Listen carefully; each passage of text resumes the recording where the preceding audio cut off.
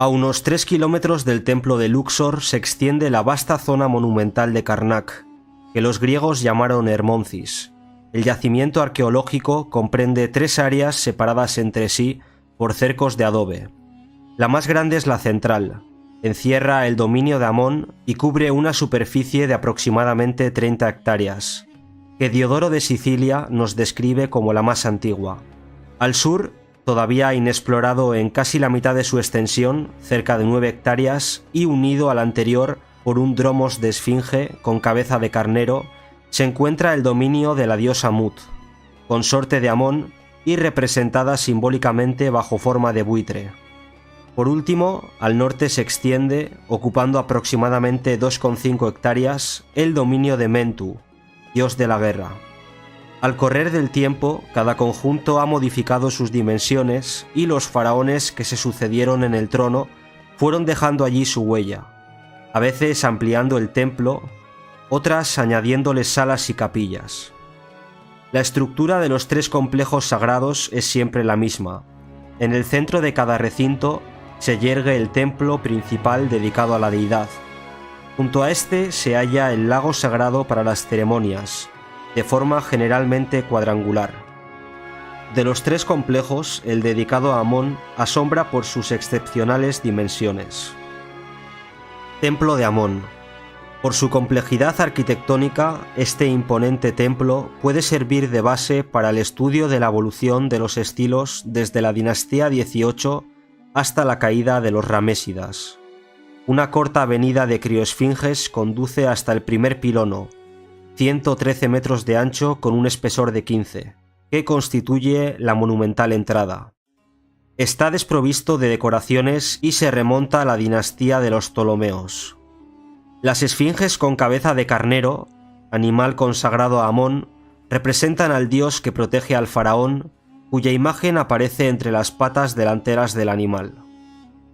El primer patio que encontramos, llamado Patio Etíope, se remonta a la dinastía 22. Su lado norte está cerrado por un pórtico de recias columnas con capitel papiriforme cerrado, al pie de los cuales se alinean las esfinges que Ramsés II hizo realizar para flanquear el acceso a la sala hipóstila. En el centro del patio se yergue una altísima columna de capitel papiriforme abierto. Es todo lo que queda del gigantesco pabellón del rey etíope Taharka, de 21 metros de altura, con techo de madera y destinado a proteger las barcas sagradas. Delante de la columna, a la derecha, se abre el templo de Ramsés III, con el patio rodeado en 3 de sus lados por pilares osiriacos, en los cuales aparece el faraón ataviado para su jubileo. Adosada al segundo pilono se puede ver una colosal estatua de granito que representa a Ramsés II. Otra escultura, de 15 metros de altura, muestra el retrato del rey Pinukdem. La gigantesca puerta, 29 metros y medio de altura, introduce en la sala hipóstila, considerada como una de las creaciones más hermosas que nos legará el antiguo Egipto. Con sus 102 metros de ancho por 53 metros de profundidad, en ella se yerguen 134 columnas de 23 metros de altura. Los capiteles papiriformes abiertos tenían en lo alto una circunferencia de aproximadamente 15 metros, que podía dar cabida a 50 personas, en el que el gran tamaño de las mismas y los juegos de luces y sombras brindan increíbles emociones. La nave central fue empezada hacia 1375 a.C. por Amenhotep III, quien la concibió como una sencilla columnata hacia el santuario de Amón. Tiene una altura diferente de la de los laterales, que fueron empezadas por Horemheb, continuadas por Seti I y Ramsés II, y terminadas durante el reinado de Ramsés IV. Precisamente este desnivel ha permitido cerrar los anchos vanos con celosías de gres, que dan así al interior una iluminación muy sugestiva. Más allá de la sala hipóstila se levantaban un tiempo los obeliscos de Tutmosis I, con sus 23 metros de altura y un peso de 143 toneladas. Actualmente de ellos queda solo uno. Lo supera en altura solo el de Hatshepsut, 30 metros de altura y 200 toneladas de peso, para cuya construcción se cuenta que la reina no se fijó en gastos, visto que según las crónicas de la época, echó en las obras tantas fanegas de oro como costales de trigo. Dejando atrás el quinto y el sexto pilono de Tutmosis I y Tutmosis III respectivamente, se llega a ese singular recinto que es el Ak-Menú de Tutmosis III, conocido también como Templo de Millones de Años. Una hermosa sala hipóstila o sala de los festivales, con 2 hileras de 10 columnas, cuyos fustes están pintados de rojo oscuro a imitación de la madera, y una fila de 32 pilares cuadrados decorados con escenas. Pocos restos de pinturas del siglo VI, sacados a la luz en algunos pilares, nos cuentan que esta sala fue transformada en iglesia por los cristianos. El lago sagrado. El lago sagrado del dominio de Amón tenía 120 metros de longitud y un ancho de 77 metros.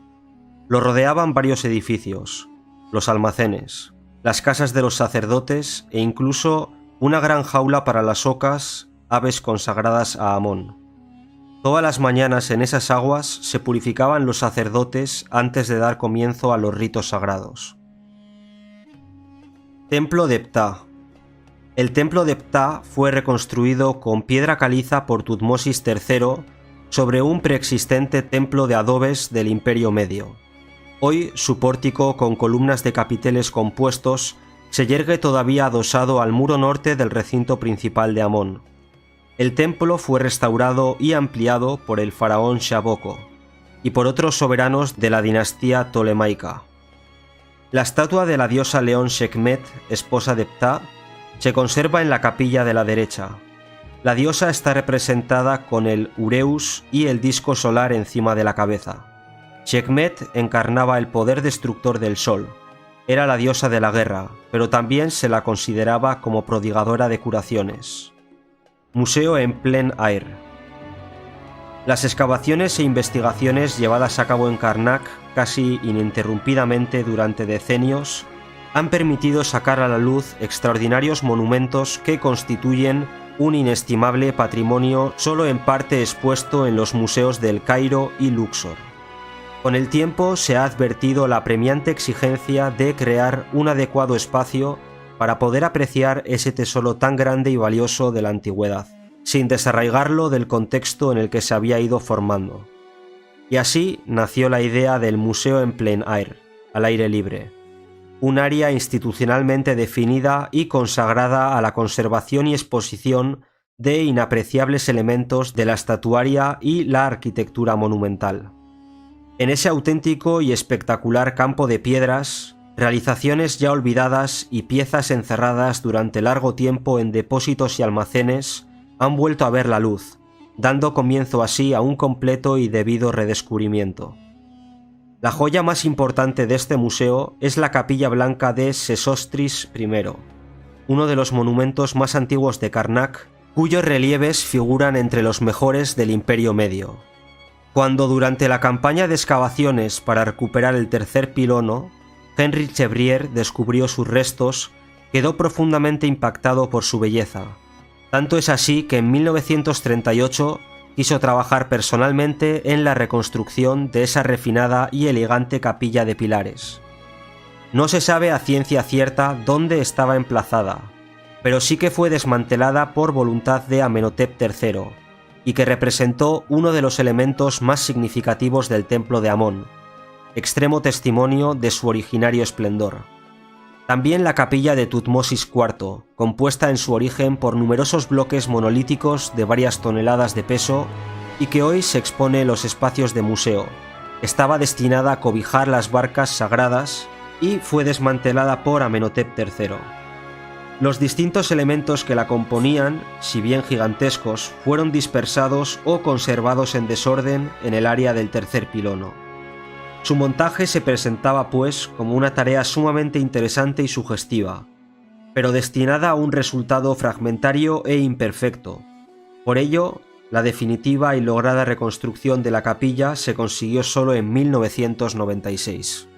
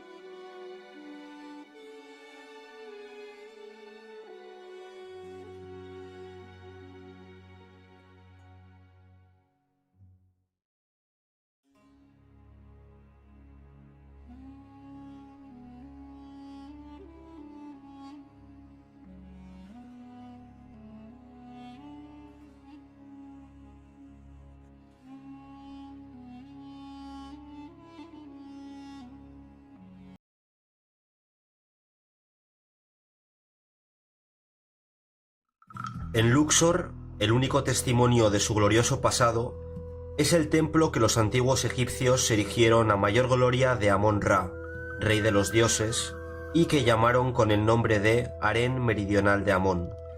Sacado a la luz en 1883 por Gastón Maspero, el templo tiene una longitud de 260 metros y su construcción se debe esencialmente a dos faraones: Amenhotep III, quien lo empezó en el siglo XIV a.C., y Ramsés II, que lo terminó añadiéndole un amplio patio columnado con el eje desplazado hacia el oeste.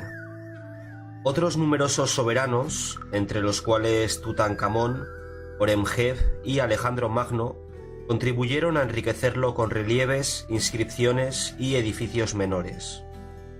El templo de Luxor estaba unido al de Karnak por un largo dromos empedrado, es decir, una avenida procesional flanqueada por esfinges con cabeza humana.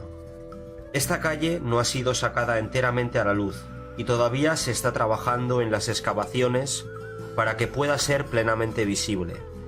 La avenida terminaba a la entrada del templo de Luxor, señalada por el gran pilono levantado por Ramsés II, que presenta un frente de 65 metros y está ornamentado con bajorrelieves que ilustran escenas de las campañas militares del faraón contra los hititas. En el lado izquierdo vemos el campo egipcio y el consejo de guerra. En el derecho, la batalla de Kadesh. En la parte inferior, en bandas verticales, está grabado en jeroglíficos el llamado Poema de Pentaur, que celebra la resolución y arrojo del faraón. Las cuatro grandes acanaladuras que se abren verticalmente en la fachada servían para colocar las astas de los estandartes. En época antigua, el pilono estaba precedido de dos obeliscos, dos colosos sedentes y cuatro de pie.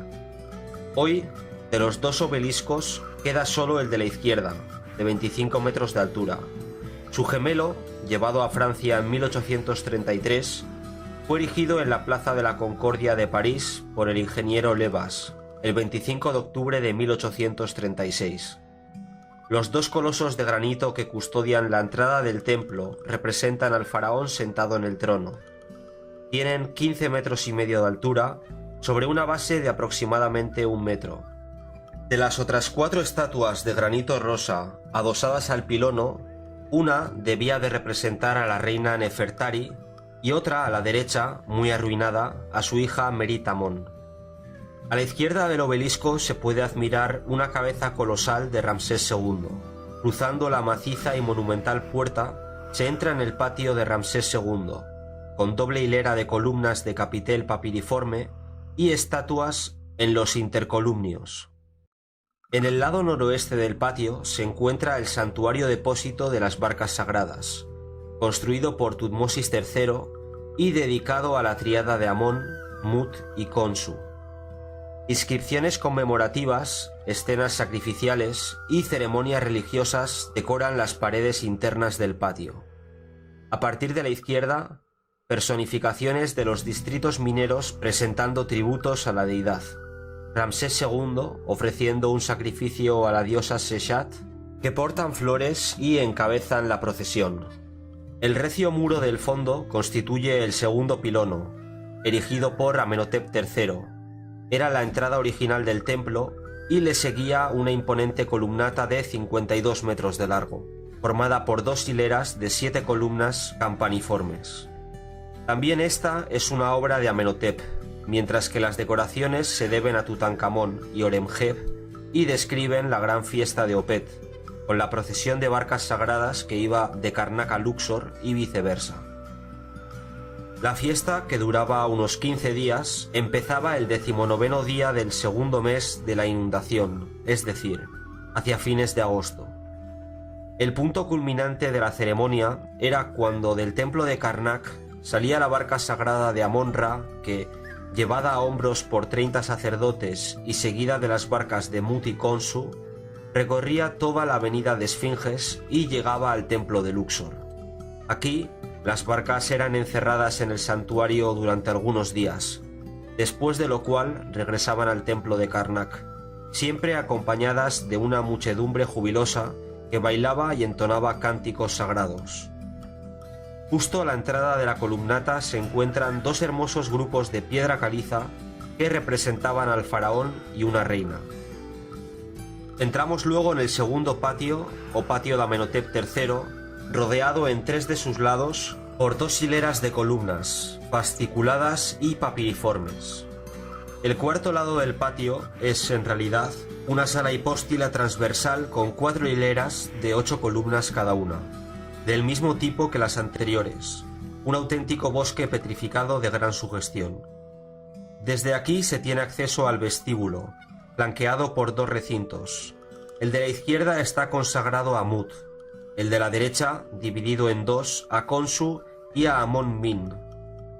Se pasa luego a la cámara de las ofrendas, con 4 columnas y decorada con escenas de ceremonias religiosas en las que aparece el faraón Amenhotep. Sucesivamente se entra en el santuario o depósito de las barcas sagradas, transformado en una capilla abierta a lo largo del eje del templo por Alejandro Magno, quien aparece ante Amón en las decoraciones parietales internas y externas. Otros recintos se abren en torno al santuario. Particularmente interesante es la estancia del nacimiento, cuyas decoraciones en relieve describen la concepción y el nacimiento de Amenhotep III, patente afirmación del origen divino del rey. Amón ha hablado con Tot, el faraón y la reina. Khnum, que, con el torno de alfarero, da forma a 2 recién nacidos, Amenhotep y Suqa. Tot anuncia la concepción a la reina Matemuia, que, embarazada, es llevada a la presencia de Isis y Khnum. Matemuia, en el lecho, asistida por las divinidades protectoras del parto, amamantamiento del recién nacido y presentación del niño a Amón. Detrás del santuario, una sala con 2 filas de 8 columnas se introduce en el recinto más sagrado del templo, el Santo de los Santos, inaccesible a los comunes mortales. En esta cámara se conservaba la estatua del gran Amón, a cuya presencia eran admitidos solo el faraón y los sacerdotes de rango más elevado para celebrar las ceremonias litúrgicas.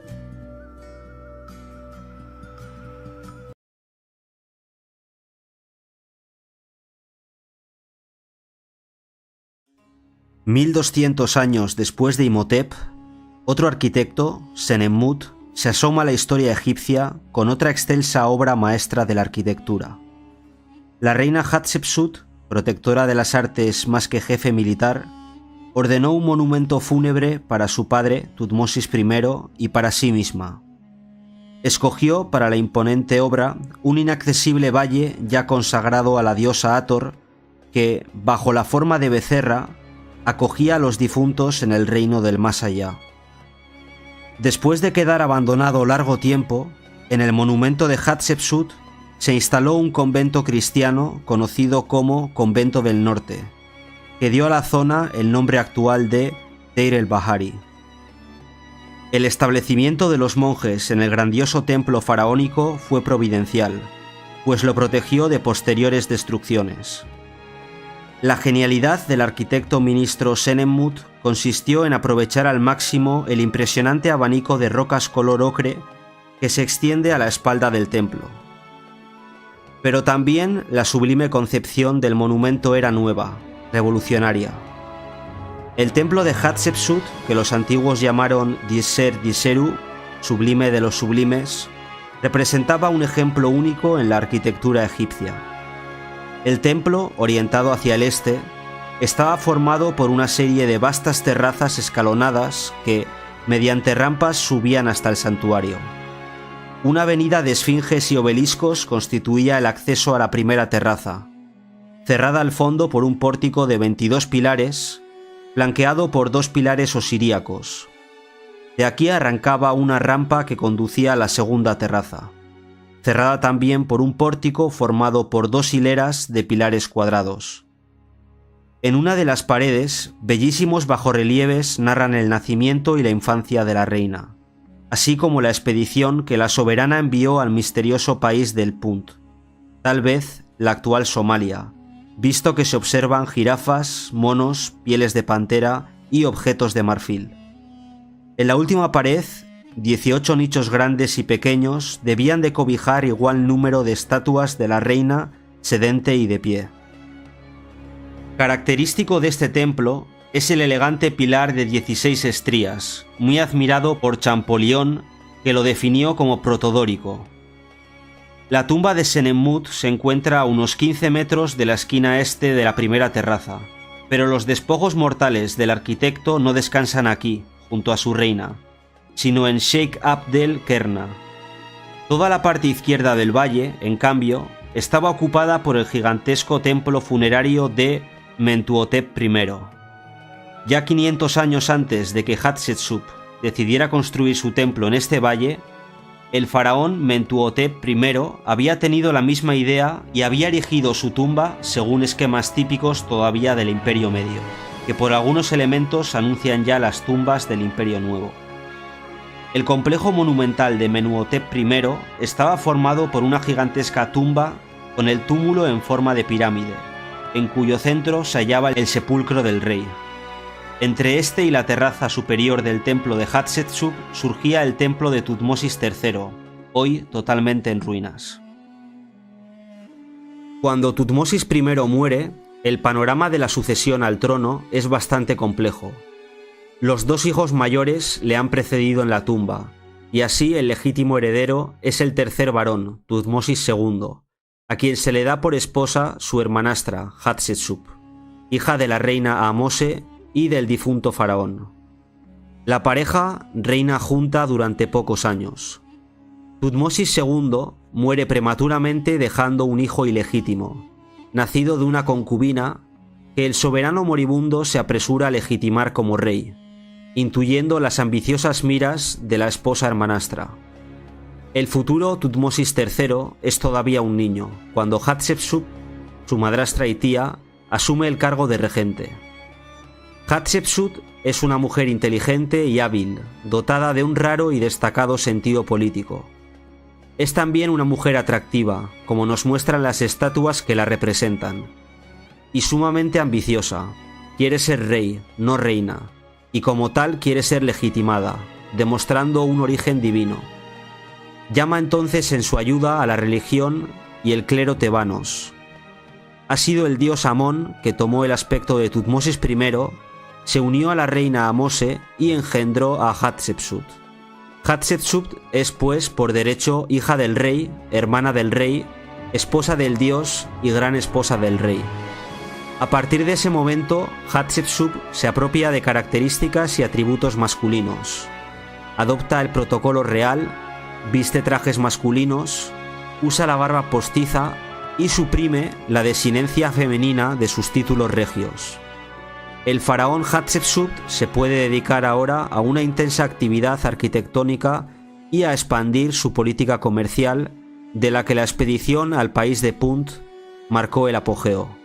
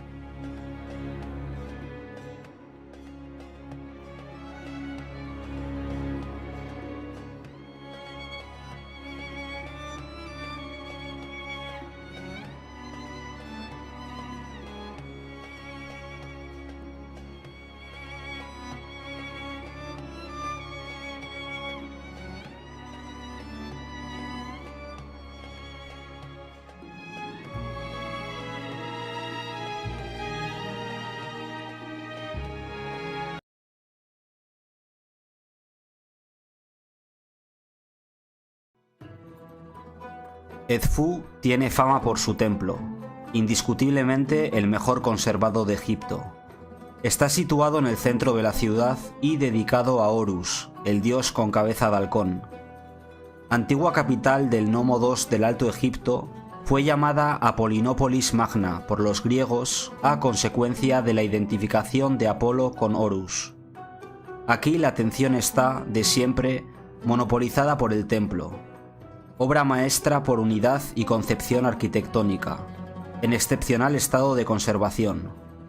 Su impecable aspecto se debe al hecho de que estuvo durante larguísimo tiempo cubierto casi completamente por la arena del desierto, que llegaba hasta los capiteles.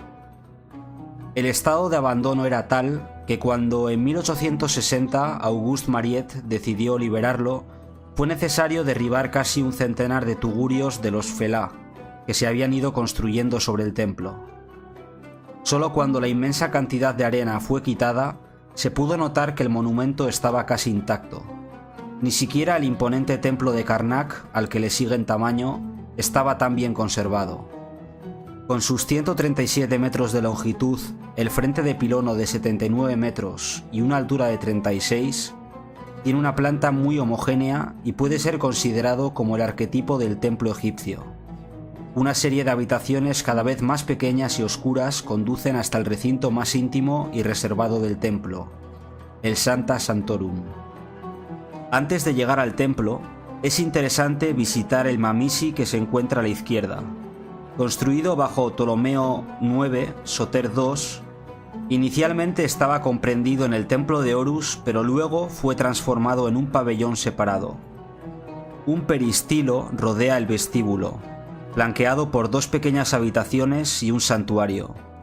Originales son los capiteles de los pilares, donde aparece la cabeza del dios Bes, patrón de las mujeres durante el parto. En efecto, aquí todos los años se renovaba simbólicamente el misterio del nacimiento de Horus, y por lo tanto se había convertido en un lugar sagrado para todas las parturientas. Concebido en el escenográfico y más puro estilo tolemaico, de este templo se conoce casi toda su historia, gracias a las numerosas inscripciones y los detalladísimos bajorrelieves. La primera piedra se puso el día 7 del mes de Efifi, en el 10º año del reinado de Ptolomeo III, o sea, el 23 de agosto del 237 a.C. Los mismos bajorrelieves nos dicen también cuándo el templo fue terminado, el 5 de diciembre del año 57 a.C. Fueron necesarios casi 2 siglos para construir este enorme santuario, surgido sobre un edificio ya existente en la época de Tutmosis III. Gracias a una inscripción en el Naos sabemos que lo proyectó Imhotep, hijo de Ptah. Pero ello es imposible porque Imhotep era visir de Zoser, el constructor de la pirámide escalonada de Saqqara, y había vivido 23 siglos antes. Quizás se pueda explicar este hecho pensando que los sacerdotes arquitectos de este templo consideraron a Imhotep como un símbolo a quien referirse en su proyecto, y le vieron como a un mítico predecesor que garantizaba la perfección de su trabajo. Atribuyéndole el templo de Edfu, tenían la plena certidumbre de una obra perfecta. Tal como en Dendera y Kalabsha, también aquí un cerco de arenisca rodea el muro del templo, quedando entre las dos paredes una especie de camino de ronda. La fachada del templo se presenta en toda su grandiosidad con el magnífico pilono, constituido por 2 macizas torres que flanquean la entrada. Todavía hoy el pilono muestra las largas acanaladuras donde se colocaban las astas de los estandartes. En su interior está dividido en 4 pisos de recintos, y en el exterior está decorado con escenas de Ptolomeo XII sacrificando los prisioneros a Horus y a Hathor. A los 2 lados, las 2 estatuas de granito negro de Horus. Sigue el patio, llamado el ancho patio de las libaciones, rodeado en 3 de sus lados por columnas. Los capiteles son diferentes entre sí, pero cada uno de ellos tiene su exacto correspondiente en la columna del lado opuesto.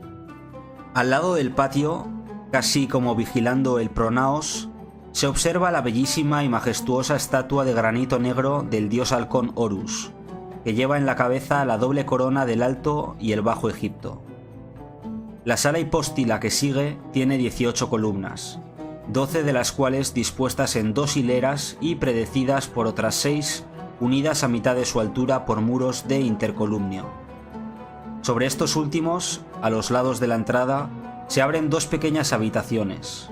La de la izquierda, la Casa de la Mañana, estaba destinada a la purificación de los sacerdotes antes de los ritos, y allí se guardaba todo lo que se servía al clero durante los sagrados oficios. La de la derecha era la biblioteca litúrgica, y en sus paredes está incisa la lista de los papiros que allí se conservaban. De aquí se pasa a la segunda sala hipóstila, más pequeña que la anterior, con 3 hileras de 4 columnas y comunicante con la cámara de las ofrendas sólidas y la cámara de las ofrendas líquidas. En otro recinto se preparaban las ofrendas. En las paredes la lista de las sustancias empleadas durante el rito. Al lado de esta sala se encuentra la cámara de las ofrendas, de donde arrancan 2 escaleras que llevan a la terraza. Se cruzaba luego otra habitación, la sala central o sala intermedia, a la izquierda de la cual se tenía acceso a la capilla del dios Min, y se llegaba finalmente en esta simbólica y sugestiva progresión de recintos cada vez más estrechos y oscuros al santuario, que cobijaba la imagen del dios. La última cámara conserva todavía el naos, un soberbio tabernáculo monolítico de granito gris de 4 metros de altura, edificado el año 360 a.C., en tiempos de Nectanebo II, y que por lo tanto pertenece al templo más antiguo. Alrededor del santuario se despliega el pasillo de los misterios, al que dan 10 habitaciones, cada una de ellas con sus atributos específicos, y dedicada a las divinidades asociadas al culto de Horus, como Osiris, Sokar, Khonsu, etc.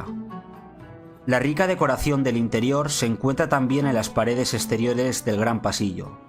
Las escenas son sumamente interesantes y los temas representados son exclusivamente del asunto religioso. Entre otros, la colocación de la primera piedra del templo, el himno a Mut, el nacimiento y el culto de Horus, su victoria sobre los enemigos de su padre Osiris, etc. Las escenas litúrgicas representadas son muy numerosas. No es casual, porque en el templo de Edfu se celebraban 3 fiestas importantísimas: la fiesta de Año Nuevo, el matrimonio anual de Horus con Hathor de Dendera y la celebración del triunfo de Horus sobre Set. De igual importancia era también la coronación de un halcón vivo, que tenía lugar en el gran patio. En efecto, los guardianes del templo tenían una pajarera donde criaban halcones. Cada año, uno de esos animales era elegido como símbolo viviente de Horus. De esa pajarera, conocida como el Templo del Halcón, se ha perdido toda huella. En cambio, está extraordinariamente presente la imagen del dios que, como por arte de magia, se ha petrificado en las grandes estatuas de granito, inmóviles y vigilantes centinelas de su templo.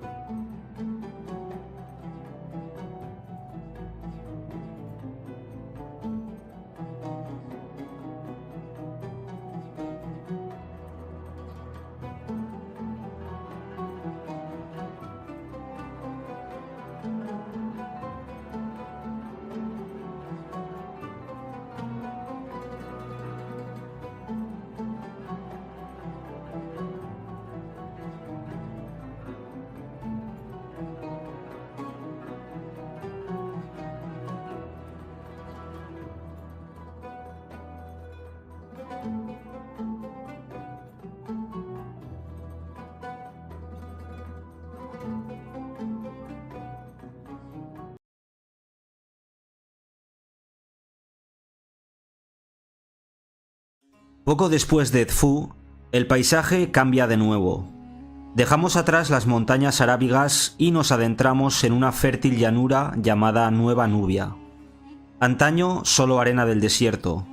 Hoy, gracias a la irrigación, extensos cultivos, aproximadamente 12.000 hectáreas de caña de azúcar. Con el impulso dado a la agricultura, nacieron también industrias e importantes ingenios azucareros. Cada aldea se ha transformado en un pequeño polo industrial en el que también se abrieron escuelas, hospitales y centros administrativos. Cuando con la construcción de la gran presa de Asuán se planteó el problema de los poblados que habrían de quedar sepultados por las aguas, el Uaz Comombo y su cuenca pareció ser el lugar más adecuado para recibir a la nueva población.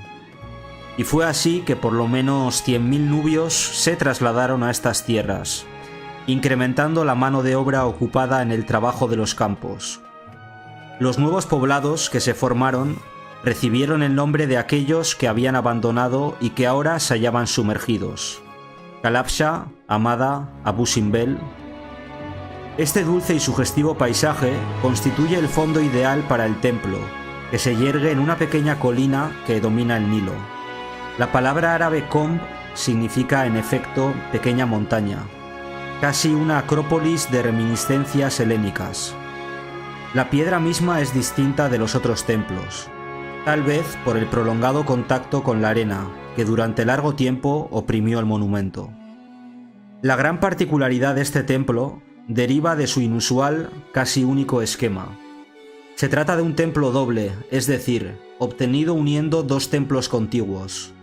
En efecto, el santuario estaba dedicado a dos distintas divinidades: Sobek, con cabeza de cocodrilo, dios de la fertilidad y creador del mundo, y Horus, el anciano, con cabeza de gavilán, dios solar y guerrero. A causa de esta doble pertenencia, el templo fue contemporáneamente llamado Casa del Cocodrilo y Castillo del Halcón. Siguiendo una imaginaria línea longitudinal, el templo fue dividido en dos partes, cada una de ellas con su propia puerta de entrada, sus salas hipóstilas, sus capillas, etc. La parte derecha del templo fue consagrada a Sobek, la de la izquierda a Horus, cuyo disco alado que protege de todos los males está representado sobre todas las puertas. También este templo es obra de los Ptolomeos, que lo edificaron en el lugar donde surgía un antiquísimo santuario del que no quedan más que pocas huellas. Del gran pilono de acceso queda solo la parte de la derecha, donde podemos admirar la representación del emperador romano Domiciano, que con los otros dioses rinde homenaje a la tríada de Sobek, Hathor y Khonsu, flanqueada por un largo texto de 52 líneas en escritura jeroglífica.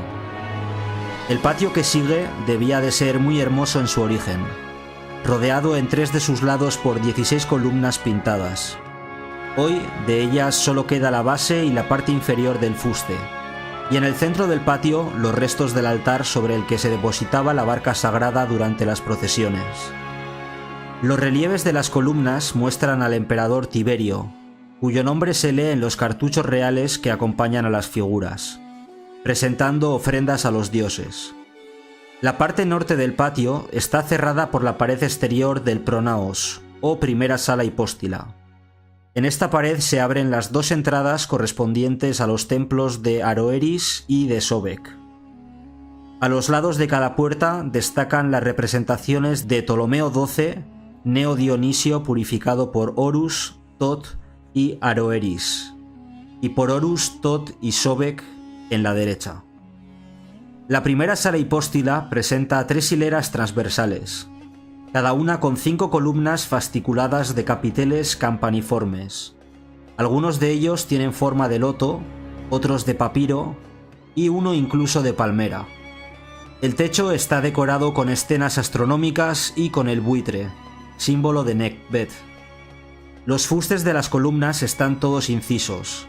En la parte superior, bajo los capiteles, se puede ver una faja de jeroglíficos con el símbolo de la vida, el Ankh, y en la parte baja al faraón rindiendo homenaje a las distintas divinidades. Las mismas escenas de ofrendas se repiten también en las paredes de la sala. Los faraones representados son todos del período tolemaico, incluida Cleopatra VI. Digna de mención es la hilera de columnas puestas en el centro de esta sala, como dividiendo idealmente los dos santuarios. A continuación, 2 distintas puertas conducen a la segunda sala hipóstila o sala de las ofrendas, más pequeña que la anterior. También aquí se repite la división de 2 partes mediante la hilera central de columnas. Idéntica en su arquitectura a la primera sala, lo es también en las decoraciones porque repite las escenas y la presencia de personajes. Aparecen esta vez Ptolomeo VIII, Evérgetes II, su esposa Cleopatra y Ptolomeo XII. Siguen 3 vestíbulos dispuestos transversalmente, el último de los cuales da acceso al santuario, o mejor dicho, a los 2 santuarios de Aroeris y de Sobek. Estos 3 recintos fueron construidos durante el reinado de Ptolomeo VI Filométor, del que vemos los relieves en las paredes de los mismos. Uno de ellos, realizado en la pared interna del último vestíbulo, muestra al faraón ataviado con la capa macedonia ante la tríada de Aroeris, Sobek y Khonsu, mientras este último escribe el número de jubileos del rey en un tronco de palmera. Desdichadamente no queda mucho de los santuarios dedicados a las dos divinidades. Al contrario del resto del templo, donde los dos sectores se fusionaban y compenetraban, los santuarios estaban netamente separados por un espacio hueco. Un fragmento del santuario de Aroeris demuestra que la decoración debía ser muy rica. En cambio, subsiste todavía una larga inscripción dedicatoria con el nombre de Cleopatra sobre la puerta izquierda. Un doble pasillo rodea todo el templo. En el interior se abren, detrás de los santuarios, 7 pequeños recintos de los que desconocemos el destino. Del recinto central arranca una escalera que conduce a la terraza, desde la que se aprecia una vasta panorámica del templo. También estas capillas están decoradas, aunque muchos de los relieves quedaron inacabados. Afortunadamente ha llegado hasta nosotros el relieve que se encuentra en la fachada interna del segundo muro, y que muestra una serie de instrumentos quirúrgicos: bisturíes, tijeras, tenazas, pinzas, etc., lo que confirma el alto nivel de perfeccionamiento que los egipcios habían alcanzado en el campo de la medicina. Del complejo religioso de Komombo formaban parte también el Mamisi y la capilla de Hathor. El primero se encuentra a la izquierda observando la entrada del templo. Fue construido por Ptolomeo VIII Evergetes II y en parte ha sido engullido por el Nilo. En mejores condiciones se encuentra la capilla de Hathor, ubicada a la derecha del templo. Fue erigida por Dominiciano en honor de Hathor, que los griegos identificaron con Afrodita. En esta capilla, donada por una rica dama romana, se pueden ver muchos sarcófagos y momias de cocodrilos, procedentes de las excavaciones de una necrópolis cercana.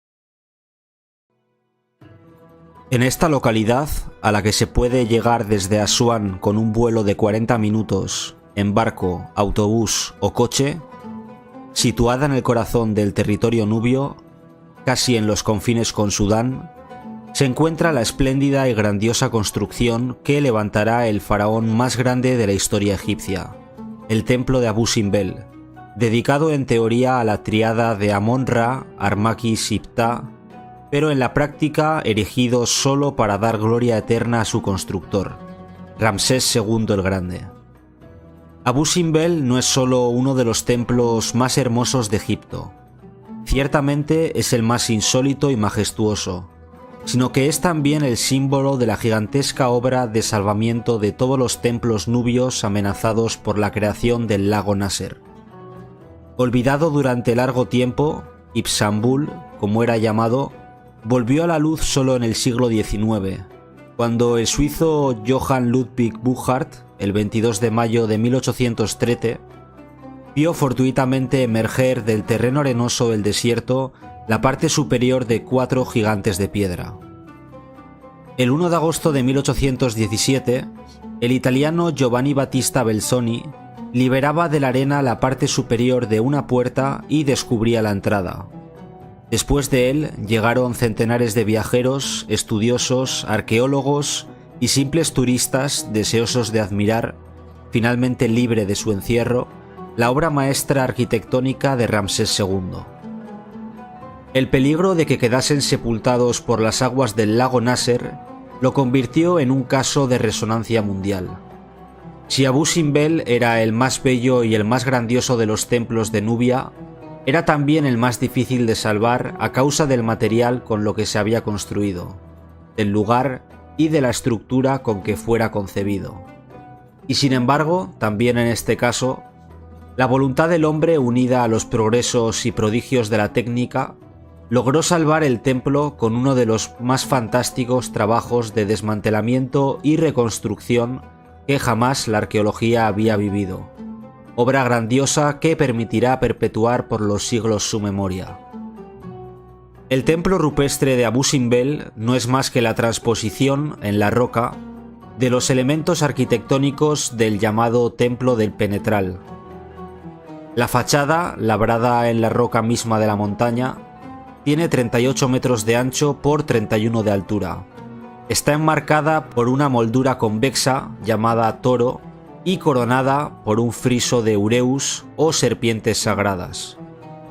En la parte superior se ve una fila de 22 cinezófalos sentados, cada uno de los cuales mide 2,5 metros de altura. Debajo del toro se encuentra una gran cornisa con jeroglíficos de carácter dedicatorio y más abajo todavía, en una hornacina que se abre en el centro de la fachada, la gran estatua en altorrelieve que representa a Ra-Horakhti con cabeza de gavilán, flanqueado por 2 figuras en bajorrelieve de Ramsés II. Las columnas portantes de la fachada están constituidas por las 4 colosales estatuas sedentes de Ramsés II.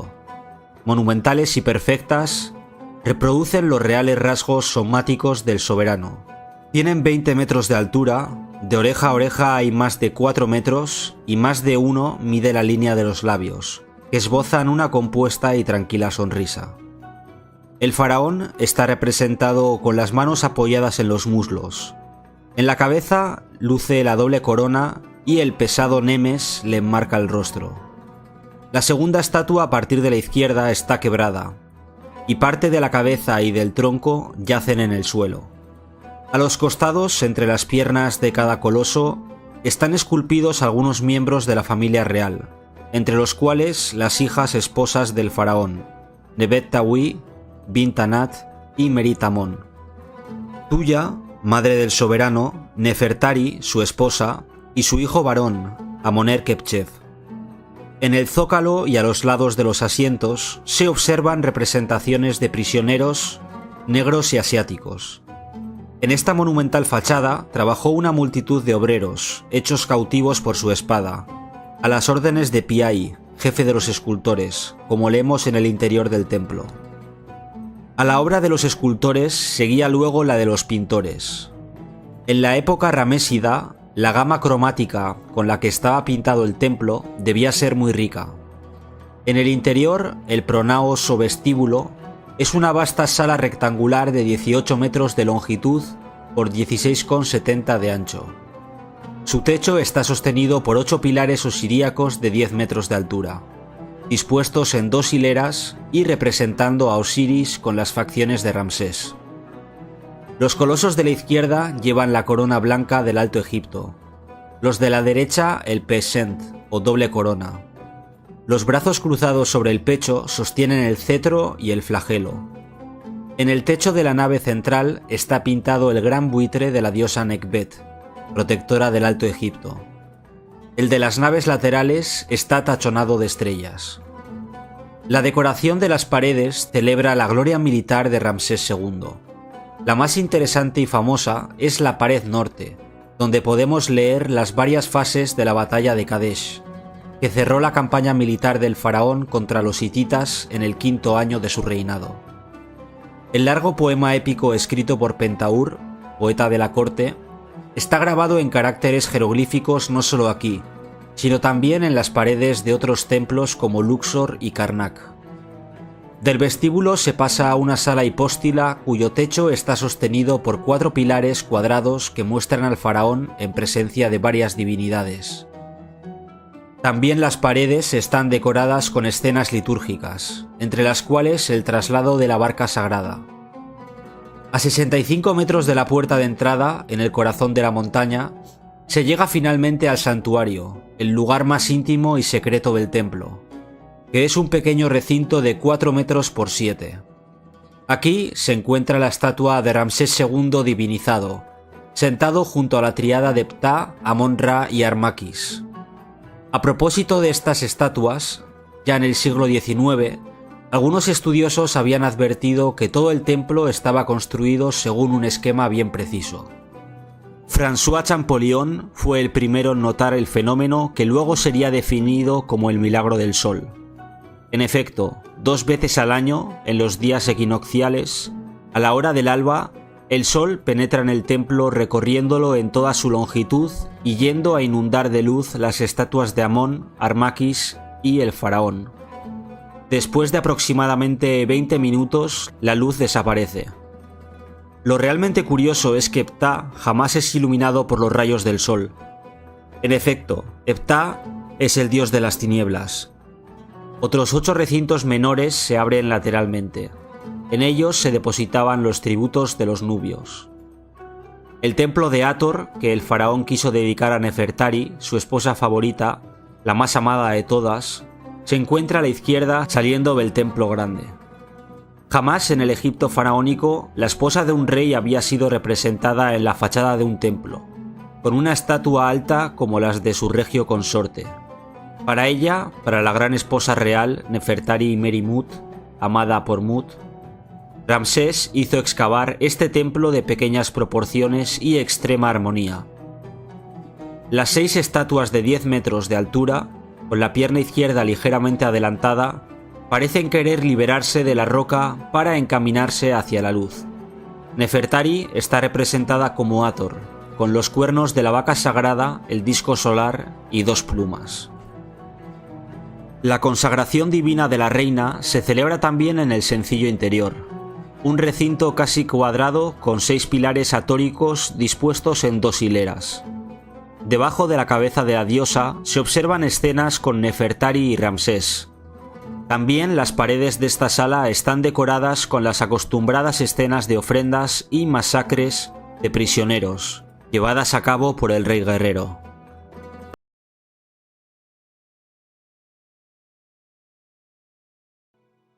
En medio de la sugestiva escenografía de rocas graníticas, la isla sagrada, dominio de la diosa Isis, empina sus columnas y pilares hacia el cielo sereno, dándonos la impresión de un paraje existente solo en la fantasía. El templo de Filé es uno de los 3 templos ptolemaicos mejor conservados, junto con los de Edfú y Dendera.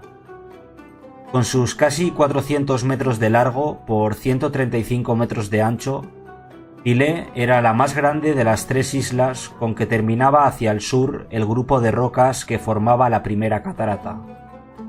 La particular posición geográfica de Filé nos la revela su mismo nombre.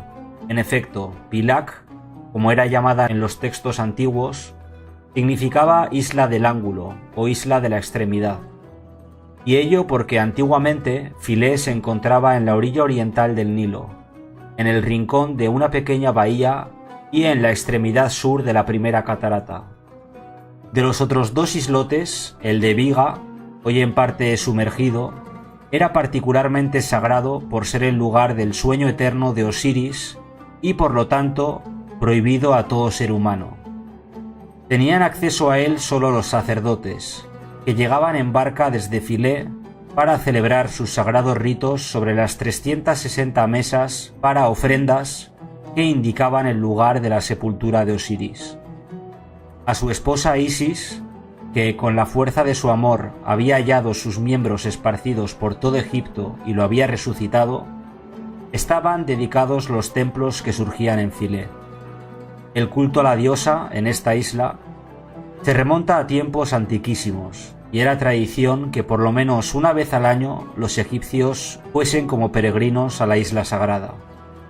Los sacerdotes encargados del culto fueron alejados de la isla solo en el 535 después de Cristo, bajo el reinado de Justiniano I. El tercer islote es el de Agilkia. Aquí podemos admirar hoy el grupo de templos que en su origen se encontraba en Philé, distante apenas 500 metros. Hasta 1898, la isla sagrada emergía durante todos los meses del año. Con la construcción de la antigua presa, Philé quedaba sumergida bajo las aguas del lago artificial la mayor parte del año. Solo en los meses de agosto y septiembre, cuando para evitar la fuerte presión de la crecida se abrían las compuertas del dique, la isla emergía de las aguas y podía ser visitada. La construcción de la gran presa de Asuán planteó a Philé un problema muy particular. La isla sagrada se iba a encontrar en medio de un embalse cerrado en el que las aguas, ya no de 20 metros de altura como antes, sino de 4 metros, habrían creado un flujo y reflujo continuos que al correr de los años habría erosionado inevitablemente los cimientos de los templos que, antes o después, se hubieran derrumbado. Por ello, desde 1972 a 1980, los mismos fueron desmontados y reconstruidos en este islote, donde fue creada la exacta topografía de Philé, en posición más elevada respecto a las aguas del lago. El complejo de los templos comprende el pabellón de Nectanebo I, el monumental templo de Isis con sus anexos, el bonito pabellón de Trajano y el pequeño templo de Hathor. Pabellón de Nectanebo I. En la extremidad sudoeste de la isla se encuentra el embarcadero en el que atracan las barcas que llevan a los turistas a visitar el complejo de Philé. El primer edificio que encontramos es el pabellón de Nectanebo I, un pórtico rectangular con 14 columnas campaniformes y capiteles atóricos. Aquí, el ancho rostro de la diosa tiene orejas de vaca, cosa bastante común en muchos capiteles de la época tardía, de manera que dibuja al mismo tiempo el sistro, instrumento musical utilizado en el culto de Isis y símbolo de Igi, el joven hijo de Hathor. Dado que el pabellón se remonta al siglo IV a.C., es el templo más antiguo de todo el conjunto. Delante de él se abre el gran domos con 2 pórticos a los lados. El de la derecha ha quedado inacabado, mientras que el de la izquierda está formado por 32 columnas, con restos de decoraciones en el techo y escenas de ofrendas en las columnas y en la pared del fondo. Los capiteles tienen forma de plantas y cada uno de ellos es distinto de los demás. Templo de Isis. El templo de Isis es realmente majestuoso porque tiene un monumental primer pilono de 18 metros de altura por 45 metros de ancho, formado por 2 macizas torres que flanquean la entrada. En la torre de la derecha, el faraón Ptolomeo XII Neo Dionisio aferra por los pelos a los prisioneros y se apresta a sacrificarlos a Isis, Horus y Hathor. En la torre de la izquierda, cuyos relieves están muy deteriorados, aparece otra vez el faraón armado de bastón, pronto para matar a los prisioneros enemigos. Pasamos entre los 2 pilonos, bajo la puerta construida por Nectanebo I, del que se ven los cartuchos. A la derecha, un relieve recuerda la victoria francesa sobre los mamelucos en el An 7 de la República, 1799. Nos encontramos ahora en el patio del templo, cuyo lado del fondo está formado por el segundo pilono. El lado derecho es un edificio porticado con varios anexos de uso sacerdotal, y el izquierdo está ocupado por el elegante Mamisi. Este último es un edificio períptero, rodeado en sus 4 lados por columnas con capiteles terminados en sistros atóricos, con 3 recintos precedidos por un pronaos.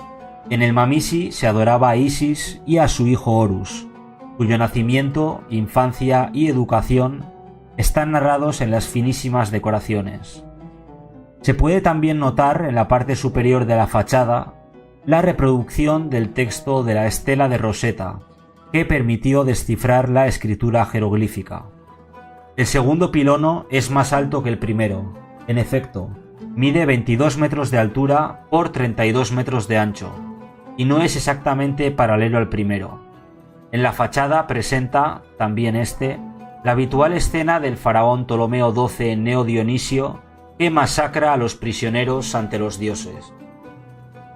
A la derecha, un enorme bloque de granito conmemora una donación de tierras que Ptolomeo VI hizo al templo. Unos pocos escalones llevan a la sala hipóstila, 10 columnas con capiteles florales polícromos y huellas de decoración en el techo, símbolos del Alto y el Bajo Egipto, barcas solares y símbolos astronómicos. En el siglo VI, en tiempos del obispo Teodoro, el pronaos fue transformado en iglesia cristiana, como prueban las numerosas cruces coptas incisas en las paredes. Desde aquí se tiene acceso al naos, que comprende 12 recintos y una cripta, todos decorados con escenas litúrgicas. Se llegaba después al santuario, donde estaba colocada la barca con la imagen de la diosa. Mediante una escalera se puede subir a la terraza, donde un vestíbulo y una habitación constituían la capilla funeraria de Osiris. La decoración narra el ciclo osiríaco, con la muerte, los funerales, los ritos mágicos y la resurrección del dios.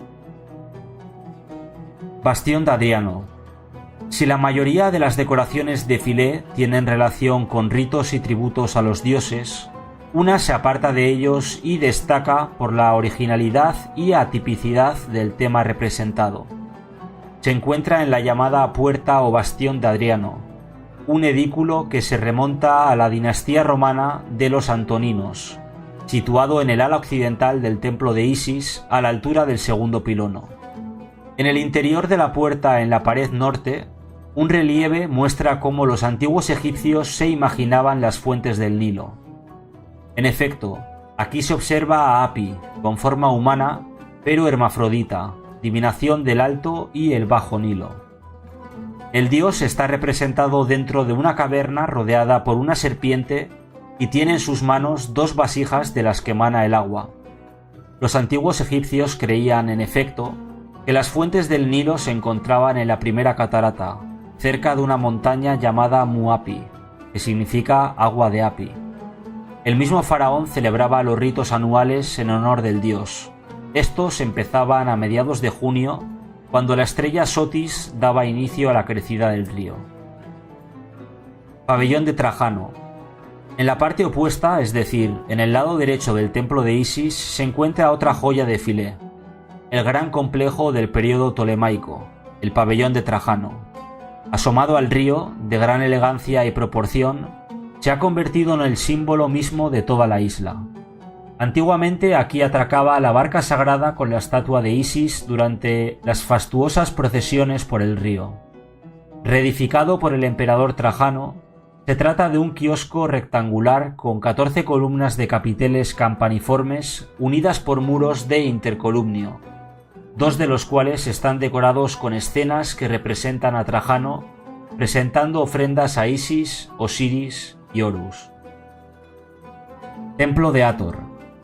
Más allá del kiosco surge el pequeño templo de Hathor, erigido por Ptolomeo VI, Filométor y Evérgetes II, pero decorado más tarde por Augusto.